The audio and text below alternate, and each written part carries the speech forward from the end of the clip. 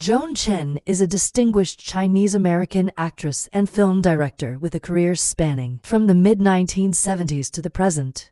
Born in Shanghai in 1961 to a family of medical professionals, Chen's journey into acting was serendipitous. In 1977, while a secondary school student, Chinese director Zi Jin cast her in the film Youth, drawn by her unique character. Although this collaboration did not bring widespread recognition, it caught the eye of director Zhang Zheng, who offered her a role in his film The Little Flower. This role earned her the Best Actress award at the 3rd 100 Flowers Awards, marking a pivotal turning point in her life and career.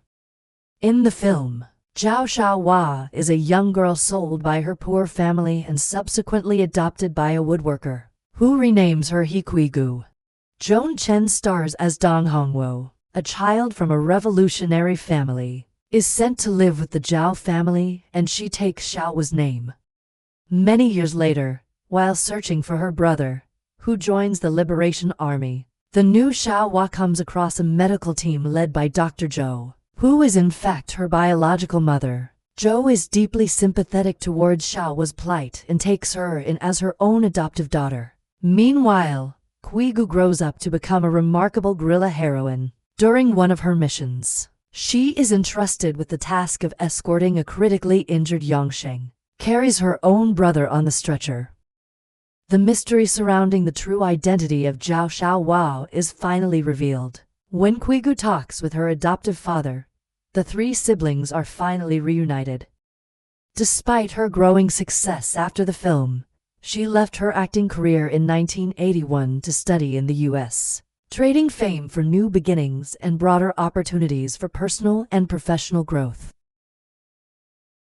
Directed by Bernardo Bertolucci, the film chronicles the life of Pui, the last emperor of China's Qing dynasty. Despite being the son of heaven, Pui's life is confined within the Forbidden City, where he is isolated from the outside world and surrounded by courtiers and eunuchs. He is unaware of the political changes occurring outside, including the fall of the Qing dynasty and the establishment of the Republic of China. Joan Chen plays Empress Wanrong, the wife of Pui. Despite her high status, her life is marked by isolation and emotional neglect, especially as Pui became increasingly powerless and detached. She gradually sinks into despair and addiction. Later, she gives birth to an illegitimate child, but the baby is murdered at birth by the Japanese and proclaimed stillborn. She is then taken to a clinic where her physical and mental state declines even further. Joan Chen's emotional performance as Wanrong contributed greatly to making The Last Emperor the most successful film of 1987, winning 9 Oscars, including Best Picture. After the success of The Last Emperor, she had difficulty expanding her career in the US. She explains, "Parts dried up for me. For so many years, I wasn't working at all. No interesting parts. I went back to China to work." Despite much progress had been made in the industry, even an actress as talented and proven as Joan Chen still found herself on the sidelines of an industry not quite ready to open its doors to different faces and stories. Red Rose White Rose 1994. Joan Chen returned to Shanghai to star in Stanley Kwan's film, opposite Winston Chao. The film chronicles the love life of Zhenbao. He has a steamy fling with the wife of a friend, the saucy and exciting Red Rose. Despite their mutual attraction and Red Rose's willingness to divorce her husband to be with him, Zhenbao refuses to disrupt his life and marries White Rose, a gentle and traditional woman. However, he soon finds his marriage dull and turns to infidelity. Joan Chen's performance as Red Rose earned her Best Actress award at the Golden Horse Award and the Hong Kong Critics Award. Tired of being cast as an exotic beauty in Hollywood films, Chen moved into directing in 1998 with the critically acclaimed Xiu Xiu, The Sent Down Girl. The film follows Xiu Xiu, a 15-year-old girl from Chengdu who was sent to a remote Tibetan plateau as part of the government's sent-down youth movement. She is assigned to learn horse herding under the care of Lao Jin, a gentle, castrated Tibetan horseman who becomes her only companion and protector. Xiu Xiu is initially hopeful she will return home in 6 months to lead an all-girl cavalry unit, but she soon realizes she has been abandoned by the authorities and will not be allowed to leave. Isolated and desperate, she falls prey to a series of men who promise to help her return home if she sleeps with them. Her innocence is gradually destroyed as she is exploited sexually by these men, who are often corrupt officials or opportunists. She becomes pregnant and undergoes a traumatic abortion, during which she is further violated and humiliated. Throughout her ordeal, Lao Jin remains devoted to her, offering care and protection, but he is powerless to stop her exploitation. In a tragic climax, Xiu Xiu attempts to shoot herself in the foot to be sent home, but cannot go through with it. She then asks Lao Jin to shoot her dead, which he does before shooting himself. The film was successful, winning several awards at home and abroad, but also caused Joan Chen to be banned from working in China for a period of time because of illegal filming, sexual and political contents.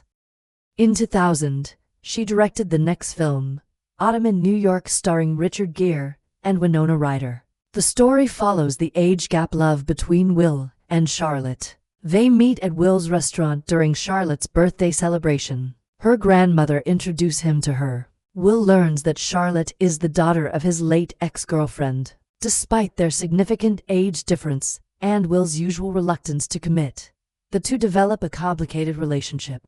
Charlotte reveals early on that she suffers from a rare heart condition and has only about a year to live. As their relationship deepens, Will begins to fall genuinely in love with her. However, Will's infidelity at a Halloween party causes Charlotte to break off their relationship. Meanwhile, Will reconnects with his illegitimate daughter Lisa, who is pregnant and seeking a relationship with him.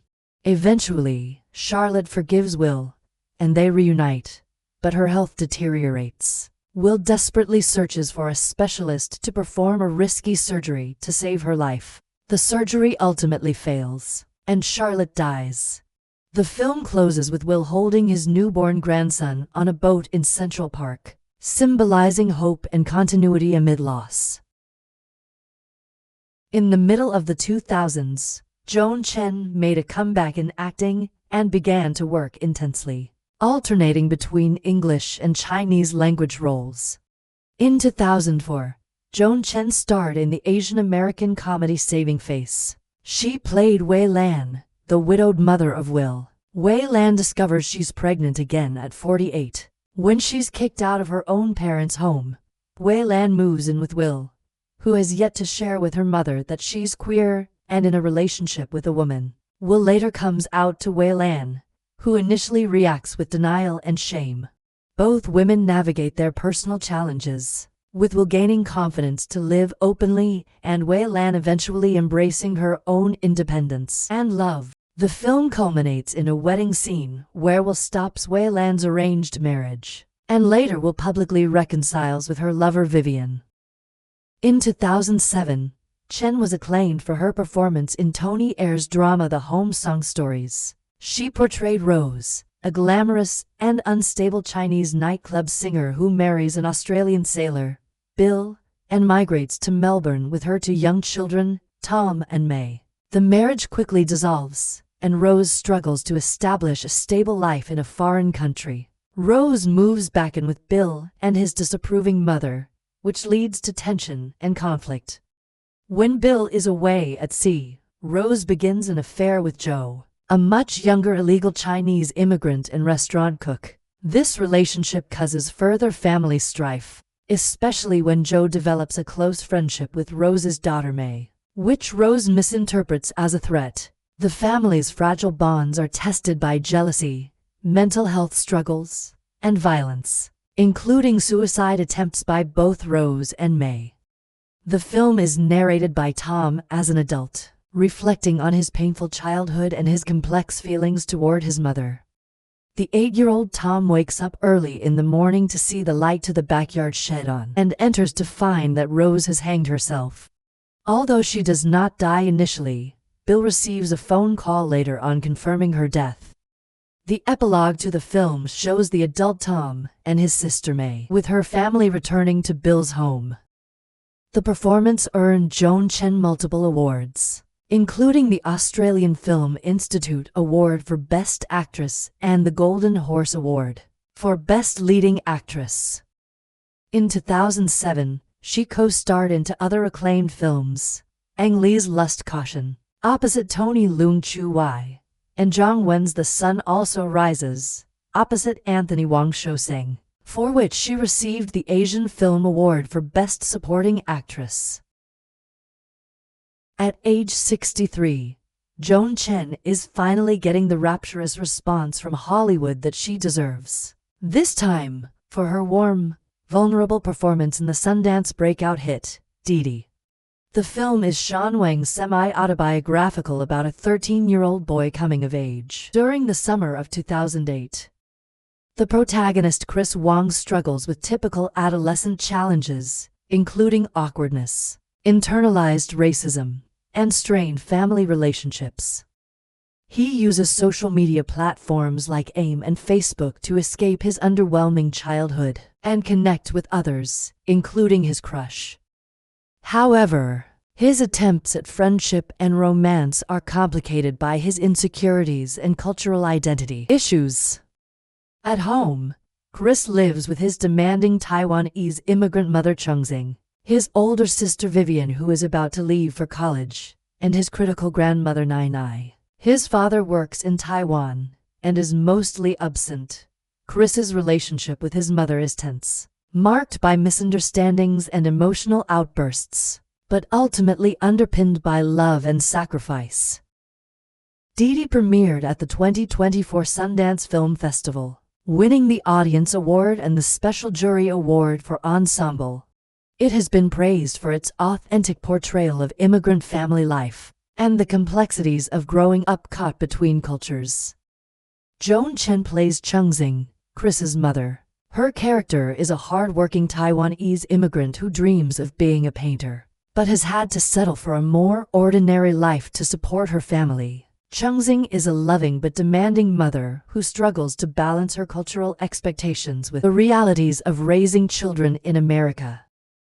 Joan Chen has spoken about how the role resonated with her own experiences as a mother, and how the chemistry among the cast, including the director Sean Wang's casting of his own grandmother as the grandmother in the film, contributed to the film's genuine family feel. Her portrayal adds poignancy to the mother-son relationship at the heart of the story, earning critical acclaim and generating Oscar buzz. When Joan Chen was in her early 20s, she met with the director Ang Lee about starring in his 1993 film The Wedding Banquet, a New York set rom-com about a Taiwanese American in a relationship with another man who marries a woman in need of a green card. Chen was a star in China but had recently moved to Los Angeles and was intrigued. But it took years to get the funding, and Chen never ended up playing the role of the bride. The role was later given to Mei Chin, and the film became the bridge to bring director Ang Lee's name to the world, receiving a nomination for Best Foreign Language Film at the Academy Awards. This year, in the remake directed by Andrew N., Joan Chen will play the mother of the bride, who was marrying a wealthy gay man to continue funding IVF treatments for her girlfriend. And while On's The Wedding Banquet is a very contemporary interpretation, Chen says being able to participate in a project she pledged to do more than 30 years ago is a beautiful thing. After so much hardship and effort, it is great that Joan Chen is still there. She has received the fame and recognition that she deserves for her career. Even in the winter of her career, Joan Chen has always been a star. Thankfully, Hollywood is now finally catching up.